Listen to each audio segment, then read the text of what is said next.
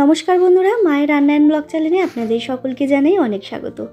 আজ আবারও হাজির হয়ে গেলাম দারুণ স্বাদের রেসিপি নিয়ে। আমি আজকে শেয়ার করব সাবুর পরোটা রেসিপি। যে কোনো উপোসের দিনে কিংবা একাদশীতে কিংবা এই শ্রাবণ মাসের সোমবার করে আমরা সাবু খেয়ে থাকি।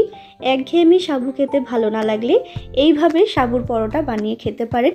এটা ভীষণই সহজ বানানো আর খুবই সুস্বাদু হয়, খুবই নরম হয়েছিল, আপনারা দেখে বুঝতেই পাচ্ছেন। তো চলুন কিভাবে তৈরি করলাম আমি এই সাবুর পরোটার রেসিপি দেখে নেওয়া যাক। আমার এই রেসিপিটা জানতে সম্পূর্ণ ভিডিও দেখতে হবে। চলুন ঝটপট শুরু করি। তার আগে যারা এখনও চ্যানেলটাকে সাবস্ক্রাইব করেননি তারা অবশ্যই চ্যানেলটাকে সাবস্ক্রাইব করে পাশে থাকা বেল আইকনটা ক্লিক করে রাখবেন। তো প্রথমেই সাবুর পরোটা বানানোর জন্য আমি একটা গ্যাসে কড়াই বসিয়ে দিয়েছি। কড়াইটা একটু গরম হয়ে গেছে। এরপরে দিয়ে দিলাম আমি এখানে প্রায় 100 গ্রাম মতো বড় দানার সাবু। আর এই রেসিপিটা কিন্তু অবশ্যই বড় দানার সাবু দিয়েই করতে হবে। এরপরে আমি হালকা করে কিন্তু একটুখানি ভেজে নেব। কখনোই এটা কিন্তু ডিপলি ভাজবেন না, মানে একেবারেই লালচে করবেন না, হালকা একটুখানি রোস্ট করে নিলেই কিন্তু এটা যথেষ্ট। এরপরে একটা মিক্সিং জার নিয়েছি। মিক্সিং জারের মধ্যে কিন্তু আমি একটা গুঁড়ো তৈরি করে নিয়েছি, মানে মিহি করে গুঁড়ো তৈরি করে এরপর কিন্তু আমি ছেঁকে নিচ্ছি।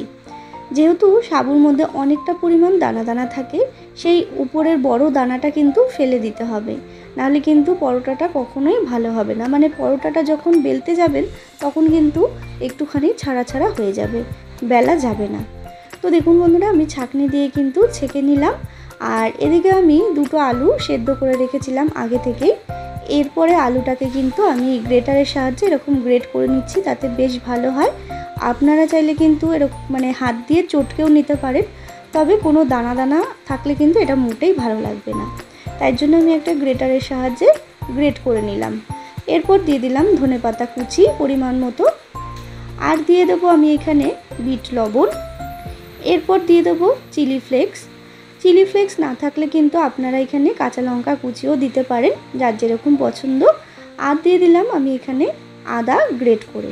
এখানে প্রায় 1 ইঞ্চি মতো আদা আমি গ্রেট করে দিয়ে দিলাম। আর হ্যাঁ, এখানে আরেকটা কথা বলে রাখি, এখানে কিন্তু আমি বিট লবণের ব্যবহার করলাম। যদি আপনারা উপোসের দিনে খেয়ে থাকেন তাহলে কিন্তু এখানে সন্দক লবণ ব্যবহার করবেন। তারপর সামান্য মিষ্টি দিয়ে কিন্তু মানে চিনি দিয়ে কিন্তু আমি ভালো করে মেখে নিলাম। আগে কিন্তু জল দেবেন না, জল ছাড়াই আগে মাখবেন, তারপরে কিন্তু সামান্য একটুখানি হাতের মধ্যে জল নিয়ে ভালো করে ডোটাকে তৈরি করে নিতে হবে। দেখে বুঝতেই পারছেন ডোটা কিন্তু তৈরি। এরপরে হাতের মধ্যে একটুখানি সাদা তেল নিয়ে ভালো করে আমি মাখিয়ে নিলাম। এরপর কিন্তু আমি এই ডোটার থেকে লেচি কেটে নিচ্ছি। আমি এখানে এই সাইজ মতো করছি, আপনারা চাইলে কম বেশি মানে বড় ছোট করে নিতে পারেন আপনাদের সুবিধা মতো। এরপরে একটুখানি ময়দা দিয়ে কিন্তু আমি এটাকে বেলে নিচ্ছি। আমি এখানে ময়দা দিয়ে বেলছি, চাইলে কিন্তু আপনারা রিফাইন্ড অয়েল কিংবা সাদা তেল দিয়েও কিন্তু এটা বেলে নিতে পারেন। তবে এইভাবে ময়দা দিয়ে বেলে নিলে কিন্তু আমার একটু বেশি সুবিধা হয়েছিল, তার জন্য কিন্তু আমি ময়দা দিয়েই বেলে নিলাম। দেখে বুঝতেই পাচ্ছেন কতটা সুন্দর হয়েছে। আর সাবুর পরোটা কিন্তু একটু সাইডগুলো এরকম ফেটে ফেটেই যাবে, এটা কিন্তু একেবারে গোল হবে না। তো দেখুন বন্ধুরা, আমি কিন্তু আবারও একটা বেলে আপনাদের দেখিয়ে দিচ্ছি। আর খুব হালকা হাতে কিন্তু এটা বেলে নিতে হবে, একেবারেই প্রেশার দেওয়া কিন্তু চলবে না, আর প্রেশার দিলে কিন্তু এটা একেবারে নষ্ট হয়ে যাবে। দেখে বুঝতেই পাচ্ছেন এইভাবে কিন্তু আমি সমস্ত পরোটাগুলো বেলে নিচ্ছি। এরপর আমি আগে থেকেই গ্যাসে একটা ফ্রাই প্যান বসিয়ে রেখেছিলাম, প্যানটা গরমও হয়ে গেছে। আর এই সমস্ত রেসিপি কিন্তু অবশ্যই ফ্রাই প্যানে করার চেষ্টা করবেন, তাহলে কিন্তু বেশ ভালো হয়।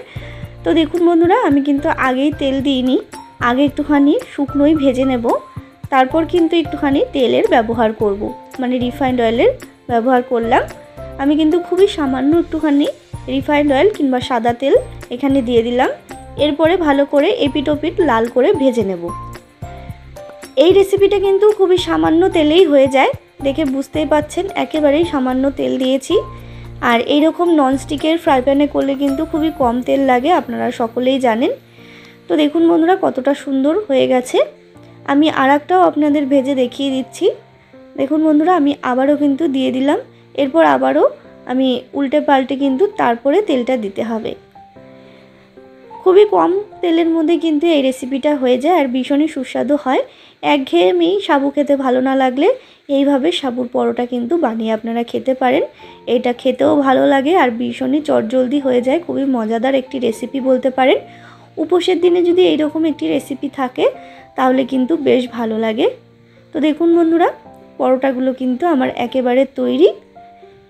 কতটা সুন্দর আর কতটা নরম হয়েছে দেখে বুঝতেই পাচ্ছেন, একেবারে হাতের মুঠোয় চলে আসছে। এইভাবে কিন্তু সাবু দিয়ে পরোটা বানিয়ে দেখতে পারেন, ভীষণই ভালো হয়েছিল, খুবই নরম হয়েছিল। আমার এই রেসিপিটা যদি ভালো লেগে থাকে তাহলে অবশ্যই একটা লাইক করবেন, শেয়ার করবেন। আর যারা এখনও চ্যানেলটাকে সাবস্ক্রাইব করেননি তারা অবশ্যই চ্যানেলটাকে সাবস্ক্রাইব করে পাশে থাকবেন নিত্য নতুন ভিডিও দেখার জন্য। আবারও হাজির হয়ে যাব নতুন কোনো রেসিপির সাথে। ততক্ষণের জন্য ভালো থাকবেন, সুস্থ থাকবেন। ধন্যবাদ।